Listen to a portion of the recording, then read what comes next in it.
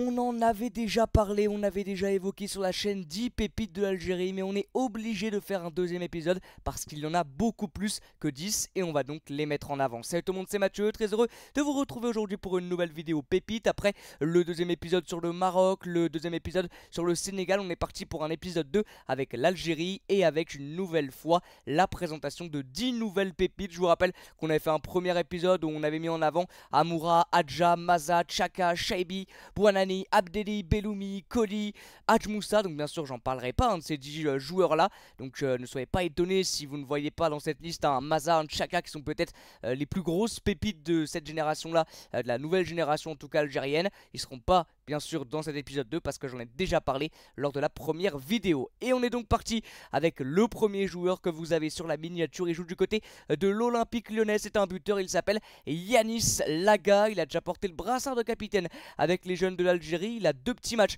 avec les U18 algériens. Il a donc déjà porté ce brassard de capitaine. C'est un meneur d'homme parce qu'il l'a déjà porté aussi avec les jeunes de l'Olympique Lyonnais. Il joue actuellement avec la réserve de l'OL. C'est assez compliqué niveau stats avec la réserve. Il joue un petit peu, mais il a seulement 2 buts en 2 saisons avec la réserve de l'OL par rapport à des stats qui étaient complètement folles en U19, notamment la saison 2021-2022 où il fait je crois une saison à 19 matchs, 14 buts.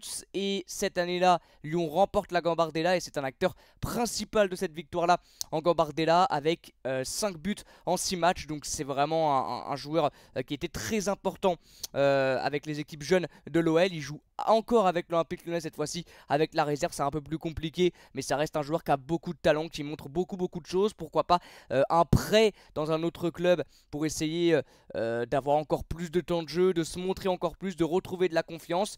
Mais c'est un joueur vraiment très intéressant, qui est assez altruiste, qui a un bon sens du but, qui est bon aussi sans ballon. Il sait libérer les espaces pour pouvoir offrir des occasions à ses coéquipiers. Donc c'est un joueur assez intéressant, qui a une belle vision de jeu, un très bon attaquant pour son âge. Réellement il n'a que 20 ans, il a encore une grosse marge de progression. Est-ce qu'il a un avenir avec l'Algérie? Très sincèrement je pense que oui. Je sais pas s'il sera appelé pour la prochaine CAN, mais sur des listes avant, pourquoi pas, des matchs de préparation, des matchs amicaux, pourquoi pas pour Yanis Laga, qui le mériterait en tout cas parce que c'est un vrai bon joueur et un vrai bon attaquant qui joue du côté de l'OL, qui est l'un des meilleurs centres de formation en France.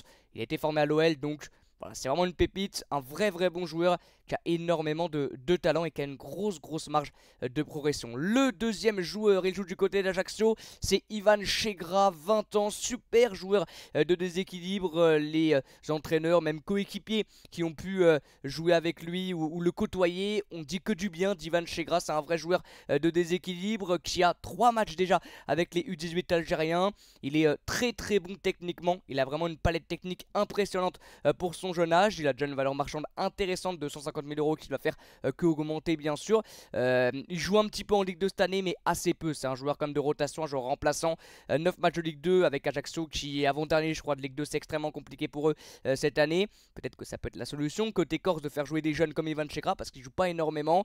Il était prêté, en tout cas l'année dernière il était en national avec Cholet où il a peu joué. Et il joue encore cette année avec Ajaccio, avec la réserve d'Ajaccio. C'est pas, comme je l'ai dit, un joueur indiscutable du 11 et même du groupe de la A d'Ajaccio. Il joue encore avec la réserve, notamment 2 buts en 5 matchs cette année. C'est un joueur extrêmement polyvalent qui est plutôt un joueur de déséquilibre. En tout cas, il a des belles qualités de joueur de déséquilibre. Voilà, bon techniquement, assez percutant, assez bon dans le dribble, dans le 1 contre 1. Donc c'est là où il est le meilleur, mais il peut aussi jouer en 10, même un peu plus bas en numéro 6, même milieu droit, milieu gauche. Voilà, il peut jouer un petit peu plus bas sur le terrain, mais c'est un joueur je pense qui va t'apporter le plus avec ses qualités en ailier, en vrai joueur de déséquilibre. Il a beaucoup de qualités, ça c'est vraiment les coachs qui l'ont côtoyé qui mettent ça en avant, beaucoup de qualités de percussion et de dribble. Donc c'est pour ça que c'est mieux de le faire jouer vraiment sur un couloir. Il est capable de faire des différences assez facilement, assez bon voilà, dans le 1 contre 1, assez bon dans l'élimination. Il aime bien provoquer et c'est vraiment un super joueur. Ivan Chegra, un joli profil en tout cas de déséquilibre que j'aimerais un peu plus voir en Ligue 2. et qu'on aimerait surtout voir pourquoi pas très bientôt avec la A de l'Algérie. On continue, le troisième joueur c'est Abdessam, juste enlever ma tête, Abdessamed pardon, Bounasser, excusez-moi encore une fois pour la prononciation qui est approximative et voire horrible, donc excusez-moi, n'hésitez pas à me corriger bien sûr, avec donc le défenseur central Abdessamed Bounasser qui joue du côté d'Al Sadd. Il a été recruté je crois, il jouait en Algérie si je dis pas de bêtises l'année dernière, il a été recruté par le club du Qatar Al Sadd je crois, si je dis pas de bêtises.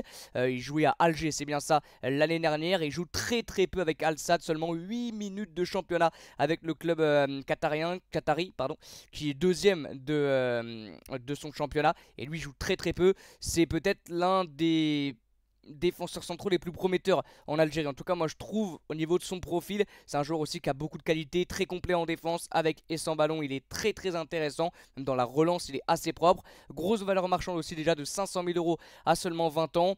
Pour moi, il fait partie du futur de la défense centrale algérienne, hein, très sincèrement. Il est assez costaud défensivement, assez propre. Maintenant, bon, pour qu'il progresse encore plus, il va falloir qu'il joue parce qu'il joue pas beaucoup avec Al Sadd. Mais c'est un joueur qui a déjà montré beaucoup de choses dans son club d'Alger. C'est pour ça aussi qu'il a été recruté par l'un des meilleurs clubs des Qataris. Hein, c'est vraiment l'un des meilleurs clubs à Al Sadd. Mais il joue pas beaucoup. Donc on verra, il est encore très jeune bien évidemment. Il a que 20 ans. Mais j'ai hâte aussi de le voir avec la A de l'Algérie parce que ça peut donner de très bonnes choses.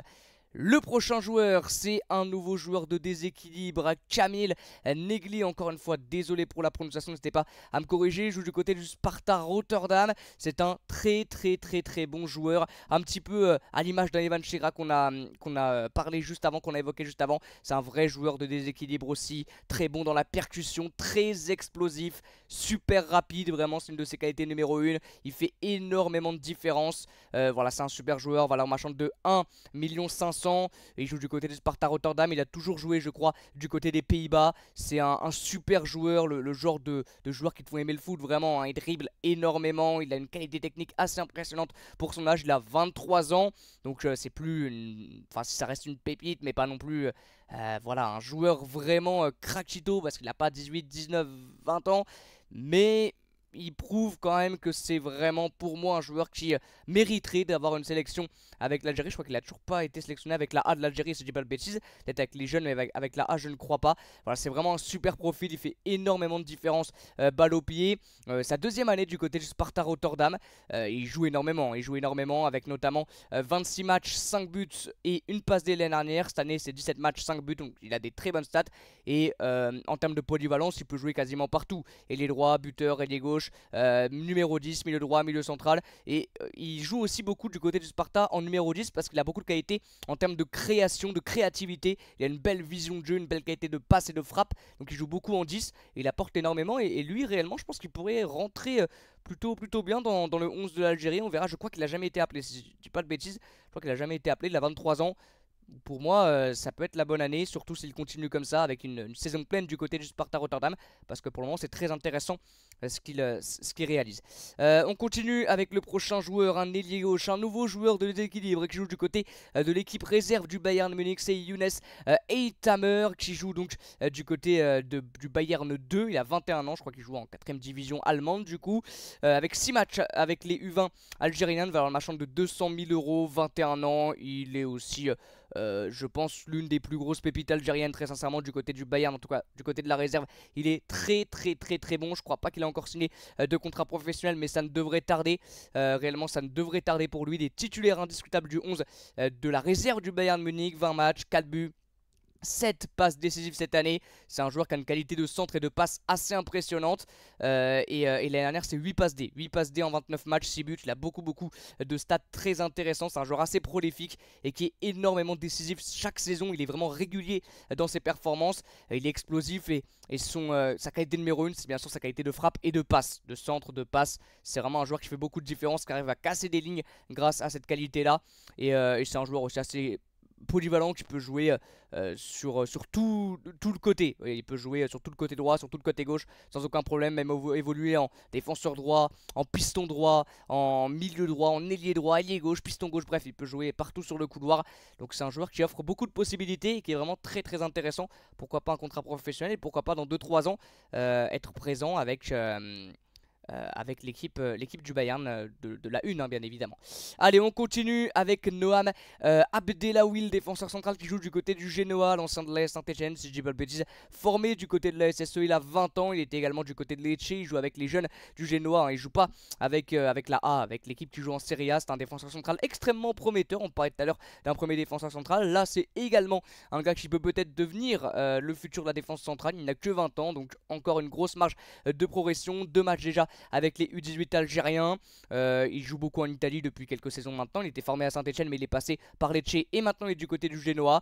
Il n'a pas encore signé de contrat pro, si je dis pas de bêtises, mais ça ne devrait tarder du côté du Genoa. Voilà, il joue avec les jeunes. Il est titulaire, 28 matchs hein, cette année. Enfin cette année, l'année dernière plutôt, je crois, plutôt l'année dernière, 28 matchs avec les jeunes du Genoa, donc il est titulaire, voilà, il bouge pas en défense centrale, il est plutôt régulier aussi dans ses performances, plutôt compact, solide à la récupération, plutôt propre aussi dans ses relances, il est assez grand, donc bon dans le duel aérien, il fait 1m93, bon aussi dans le duel au sol, bon dans le 1 contre 1, il est assez rapide, assez vif, donc c'est un joueur athlétique et plutôt très très bon en défense centrale.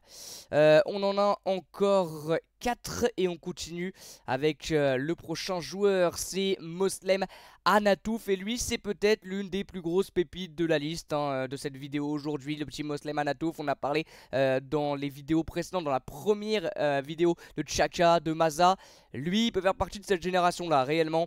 Le petit Moslem Anatouf, il est super fort, il a seulement 18 ans, c'est un buteur qui joue du côté du club d'Alger et c'est pour moi l'une des plus grosses pépites hein, de la nouvelle génération algérienne. Il a déjà joué avec les U20, il joue avec les U21 pardon d'Alger, excusez-moi, mais il a déjà joué avec les U20 de l'Algérie, un match avec les U20 de l'Algérie. C'est un joueur assez complet, assez mature pour son jeune âge, c'est assez impressionnant les qualités qu'il montre à seulement 18 ans. Alors l'Algérie n'a pas fait une CAN U17 exceptionnelle, ils se sont fait éliminer en quart de finale contre le Maroc 3-0, mais lui il a été énorme parce qu'il a tout simplement inscrit tous les buts de son équipe dans la phase de groupe, avec notamment une victoire, alors je l'avais noté, si je dis pas le bêtise, ouais, c'est une victoire 2-0 contre la Somalie. Il a mis les 2 buts, donc il a mis un doublé contre la Somalie. Et ils ont fait aussi un nul, je crois, contre le Congo. Un partout, 1-0, ils ont gagné. En tout cas, le seul but de la rencontre contre le Congo a été inscrit par Moslem Anatouf. Il a marqué tous les buts de son équipe à la CAN U17. Ça a été l'un des meilleurs joueurs de l'Algérie sans aucun doute. C'est un joueur assez bon aussi dans la prise de la profondeur parce qu'il est assez rapide, assez intelligent dans ses déplacements, assez mobile également. Et son talent et ses stats et ses grosses perfs en Algérie et même avec son club d'Alger, avec les U21, il joue avec les jeunes, lui permettent déjà d'attirer la convoitise de très très bons clubs européens. Ça m'étonnerait pas de voir Moslem Anatouf, peut-être pas dans ce mercato hivernal, mais mercato estival prochain, être dans un gros club européen parce qu'il y a beaucoup d'espoir en lui. Il n'a que 18 ans et ça m'étonnerait pas peut-être qu'il soit aussi appelé pour la CAN. Il n'a jamais encore joué avec la A de l'Algérie, mais ça ne devrait tarder. Et puis il y aura des listes hein, bien évidemment, des matchs avant la CAN 2025. Donc il en fera peut-être partie, en tout cas on lui souhaite. Et j'ai vraiment envie de voir ce que ça va donner parce que c'est un joueur qui a beaucoup de potentiel. On continue avec l'avant-dernier, c'est Lalou Akrib. Encore une fois, ma prononciation est catastrophique, donc corrigez-la moi s'il vous plaît dans l'espace commentaire.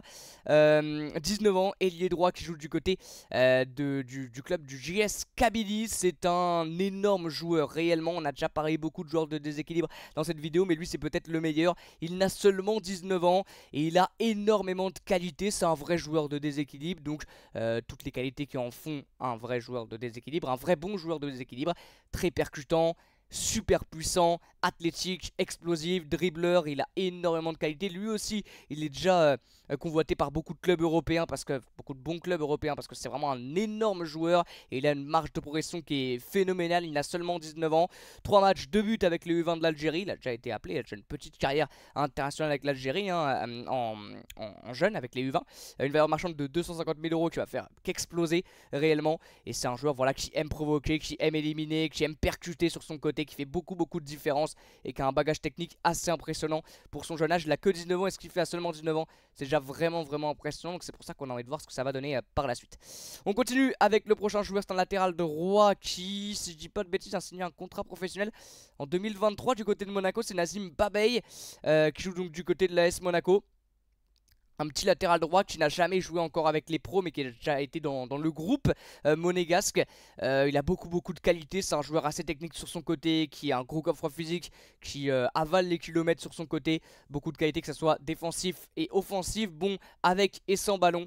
Dans la projection vers l'avant il est assez intéressant, Nazim Babaï, donc on a hâte de voir ce que ça va donner peut-être avec Monaco. Je sais pas s'il a vraiment un avenir avec Monaco, mais avec l'Algérie je pense qu'il peut vraiment en avoir un, parce que c'est un super profil. Et on termine avec le dernier joueur de cette vidéo. C'est un milieu de terrain, on n'en a pas encore parlé de milieu de terrain, et c'est peut-être l'un des meilleurs. Il joue en Algérie si je dis pas de bêtises.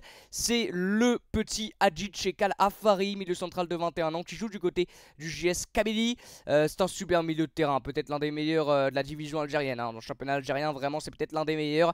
C'est un super milieu de terrain assez tonique, c'est vraiment le profil plaque tournante au milieu, un peu un milieu box to box, qui est bon avec et sans ballon dans les deux surfaces, offensivement, défensivement. Il est très intéressant, il est très propre balle au pied, valeur marchande qui va augmenter, qui est à 350 000 euros, mais qui va faire qu'augmenter. Déjà un match avec les U23 algériens.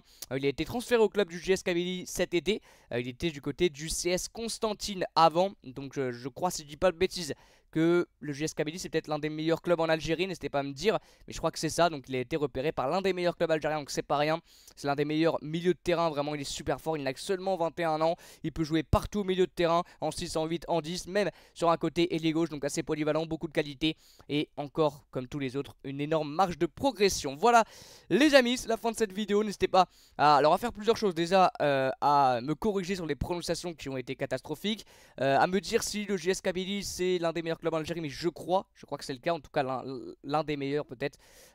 Et puis aussi à me proposer d'autres joueurs pour pourquoi pas un épisode 3. Voilà, merci beaucoup d'avoir suivi cette vidéo. Comme d'habitude, n'hésitez pas à liker, commenter, partager, à vous abonner. On se retrouve très bientôt pour de nouvelles vidéos. Moi je vous dis à bientôt les amis et ciao.